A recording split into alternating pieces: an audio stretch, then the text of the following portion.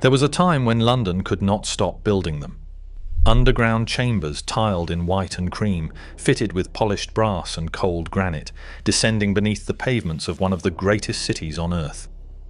Entrances marked by wrought iron cages, discreet enough to preserve decency, grand enough to announce civic pride. By the turn of the 20th century, they were everywhere, still working, still trusted, still open to any person who walked the streets. 800,000 visitors paid a penny to use the first ones at the Great Exhibition of 1851. A penny, and from that single coin an entire infrastructure grew. Then came the closures. Then came the conversions, the sealing over, the locked gates, and the painted boards. 701 public conveniences served the whole of London at the last count that anyone bothered to record.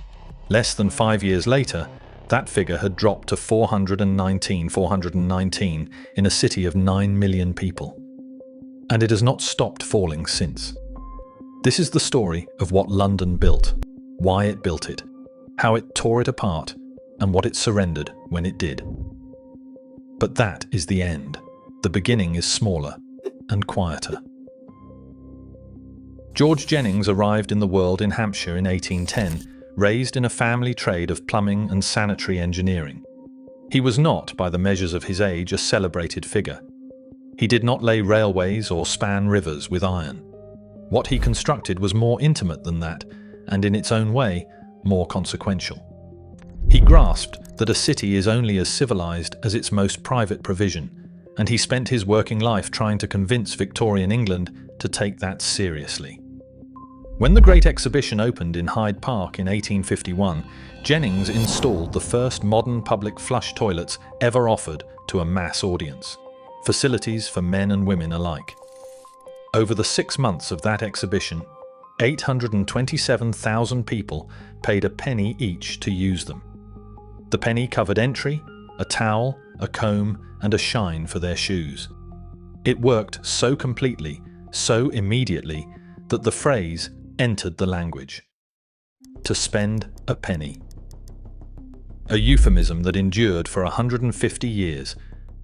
The success was plain to anyone watching. In 1858, Jennings wrote to the Commissioners of Sewers, offering to install underground public toilets across the City of London. His designs were ready. His engineering was sound. He was refused. The objection preserved in the correspondence of the period was that such facilities would offend English delicacy of feeling. He kept going. That same year, the Thames reached a condition that stripped all remaining delicacy from the argument. The Great Stink of 1858 drove members of Parliament from their own chambers, the river so corrupted that the curtains of the new Houses of Westminster required soaking in chloride of lime simply to render the building habitable. Sir Joseph Bazalgette received his commission to build a sewer system on a scale London had never attempted. The sanitation question was no longer a matter of feeling. It was a matter of survival. What followed across the next 4 decades ranked among the great acts of municipal engineering in British history. The Public Health Act of 1891 opened the subsoil beneath London's streets to underground construction for the first time. Boroughs built downward. In what is now the London Borough of Southwark alone, 23 underground public lavatories rose during the late Victorian and Edwardian years, still working, still open, still maintained by ratepayers who understood what public infrastructure meant.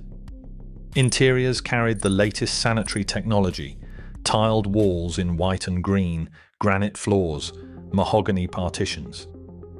Entrances bore classical architectural detailing. A lavatory in 1899 was not an afterthought. It was a declaration. The network spread far beyond London. Jennings' designs and influence reached Paris, Berlin, Florence, Hong Kong, Calcutta, and Sydney. A Hampshire plumber's conviction about civic decency was adopted by some of the greatest cities on earth. He passed in 1882, not quite long enough to witness the full consequence of what he had set in motion. The consequence came anyway. And that is where the story truly begins to unravel. After the Second World War, the cost of maintaining underground Victorian chambers fell on local authorities with no national framework to carry it. One by one, boroughs ran the numbers. The tiling had cracked, the brass had dulled, usage was falling as car ownership shifted where people travelled and how long they lingered, and the money was not there. The decisive moment arrived not with a demolition order, but with a silence. The Local Government Act of 1972 stripped any statutory duty from local authorities to provide public conveniences. No replacement obligation was written in, no funding followed the gap. The toilet became, overnight, an optional service, a discretionary line in a budget that could be cut without legal consequence. In Southwark, the last of the 23 underground lavatories closed around 2004, sealed over, filled in. The others had gone before it, one by one across the post-war decades, each locked in turn, each fenced off. Not one now remains open. From the outside, the closures looked like pragmatism. Inside, they were already breaking something that could not be replaced.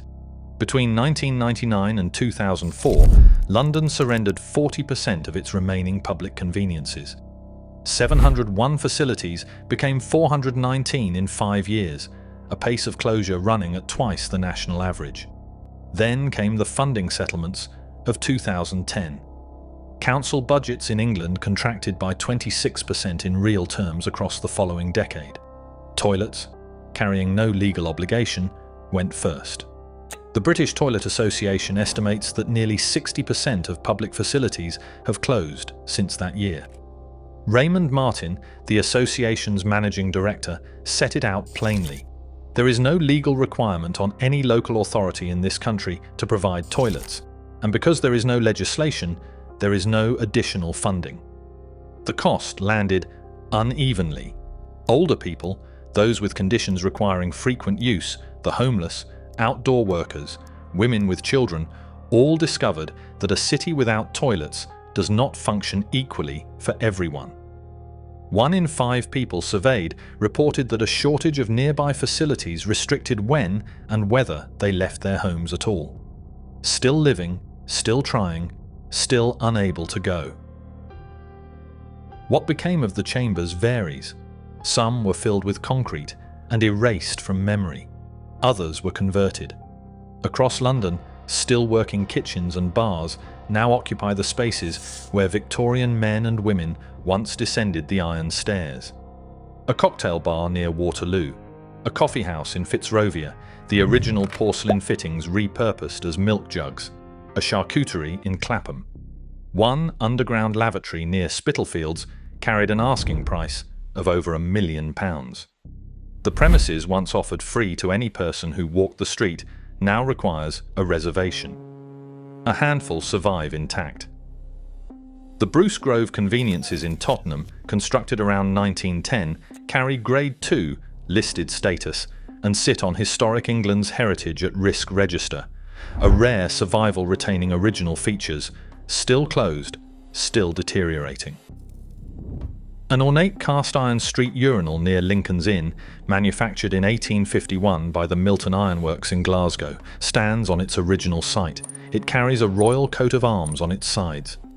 And somewhere beneath the paving of a London borough, a sealed chamber waits, tiled once in white and cream, fitted once with cold granite and polished brass, open once to the public without condition. It is still there, filled in and covered over, the way things end when a city decides they cost too much to keep. London exported this idea to the world. It built it first, built it best, still working, still trusted, still copied, in cities that maintained what London abandoned. Then it removed the legal duty to provide it, reduced the budgets that had sustained it, and sealed the last chambers shut. What was lost was not a luxury. That is the final fact. It was the most basic promise a city makes to the people who live inside it.